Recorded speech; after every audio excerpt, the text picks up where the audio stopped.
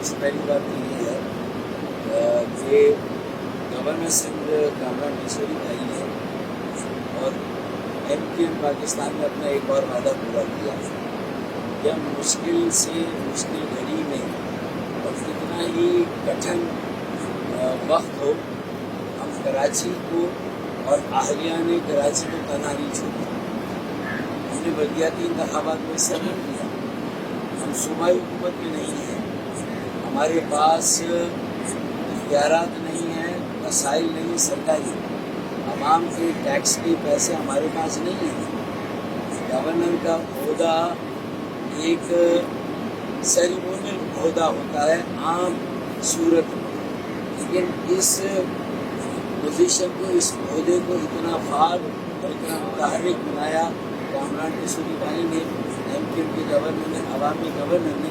میں سمجھتا ہوں کہ اس کی مثال شاید پوری دنیا میں نہ ملے. آج ابھی صبح ہو رہی ہے, 5:15 سے اوپر وقت ہو گیا, لیکن اب جا کے کہیں کراچی کا دورہ مکمل ہوا ہے. بارش سے تباہی بربادی ہوئی ہے, اس کا ایک جائزہ لیا ہے اور لوگوں کے ساتھ جا کے کھڑے, ان کو حوصلہ دیا ہے, ان کو مایوسی سے نکالا ہے. میں سمجھتا ہوں کہ اپنی جگہ پر بے اختیار اور بے وسیلہ ہو کر اتنا بڑا کام کرنا. ورنہ دیکھیں بلدیات میں پیپلز پارٹی ہے, ان کا میئر ہے, اور پھر جماعت اسلامی بھی وہاں پر اور پی ٹی آئی بھی وہاں پر ہے. اگر 9 ٹاؤن جماعت اسلامی کے پاس ہے تو 3 ٹاؤن پی ٹی آئی کے پاس بھی ہے. تو مطلب ہے کہ سارے وسائل اور اختیارات ان جماعتوں کے پاس ہیں. لیکن آج پورے دن میں آپ نے کہا تنقید نہ کریں, میں صرف ایک جائزہ رپورٹ دے رہا ہوں تاکہ لوگ بھی فرق کر سکیں کہ ہمارا کام صوبائی اسمبلی, قومی اسمبلی میں ان کے لیے آواز اٹھانا, لوگوں کے ساتھ جا کے کھڑا ہونا اور ان کی داد رسی کرنی ہے. الحمدللہ ہم نے آج یہ کام کیا ہے, ہم ان کے ساتھ جا کے کھڑے ہوئے.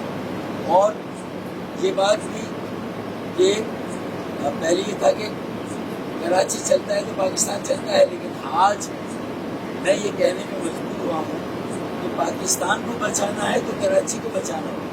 اب یہ جو قومی اتفاق یا نیشنل کنسنسس ہے کہ کراچی تباہ برباد ہو ہماری بلا سے, یہاں لوگ جیے یا مرے ہماری بلا سے, یہ رویہ وفاقی حکومت کو بھی اور صوبائی حکومت کو ختم کرنا ہوگا. میں پھر کہہ رہا ہوں کہ کامران بھائی نے کہا تنقید نہیں کر رہا, لیکن یہ رویہ ٹھیک کرنا ہوگا. ایک درد لوگوں کا احساس بتانا ہوگا, اپنے عمل سے ثابت کرنا ہوگا.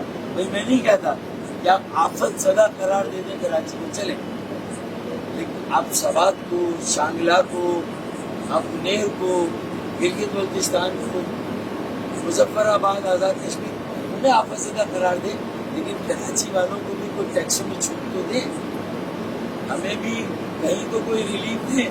اور پھر جو معاشی صورتحال ہے اس میں ہماری صنعتیں ویسی کہاں چل رہی ہے.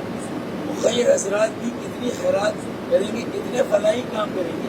پھر دیکھیں ساری باتوں کا خلاصہ یہ ہے کہ ہم آج بھی تعاون کرنے کے لیے تیار ہیں.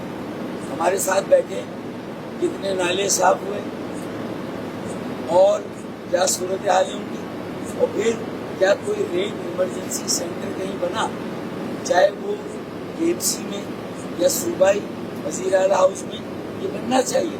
وہ اس کا خاص نمبر دیا جانا چاہیے اور جو لوگ متعین ہیں ان کے بارے میں بتایا جائے گا. گورنر ہاؤس میں بنا ہوا 1366 24 گھنٹے کھلا ہوا ہے. تو یہ کام شاید گورنر ہاؤس کا اور گورنر کا نہیں ہے, لیکن اگر یہ رین ایمرجنسی میں یہ کام ہو رہا ہے تو یہ سروس بھی اب دے رہے ہیں.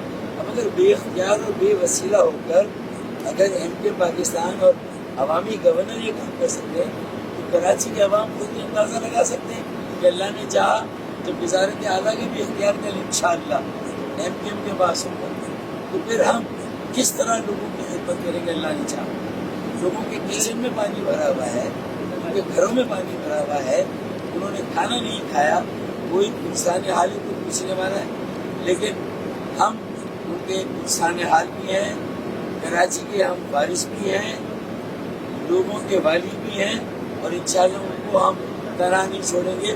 اور یہ گورنر ہاؤس تو میں سمجھتا ہوں کہ ایک بے مثال اور تاریخی فقید المثال خدمت کا مرکز بن گیا. اللہ تعالیٰ آپ کو اس کا اجر دے اور آپ کی توفیقات میں اضافہ کرے.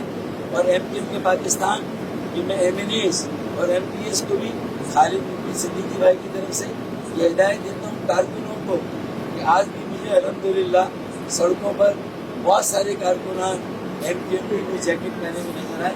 میری خواہش یہ ہے کہ آج اگر پھر بارش ہوتی ہے تو وہ بھی سڑکوں پر ہوں, لوگوں کے ساتھ ہوں, لوگوں کے درمیان. اور آپ نے ایک شعر پڑھا تھا, اجازت دے دو بندو, کہ بارش سے تباہی شاید نہیں ہوتی, سازش سے ہوتی ہے. یہ مدت سے پنپتی ہوئی سازش نے ڈبویا ہے, مدت سے پنپتی ہوئی سازش نے ڈبویا ہے. کہنے کو میرے شہر کو بارش نے ڈبویا ہے. یہ صرف بارش پر الزام ہے, اصل تو مجرمانہ غفلت ہے. اس شہر کو اس کا حق نہیں ملتا, اس کا ٹیکسوں سے اس کا پیسہ نہیں مل رہا. ایم کیو کی آئینی ترمیم ان سارے مسائل کا حل ہے. آئیں بیٹھے ساری جماعتیں اور فیصلہ کریں, آگے بڑھیں.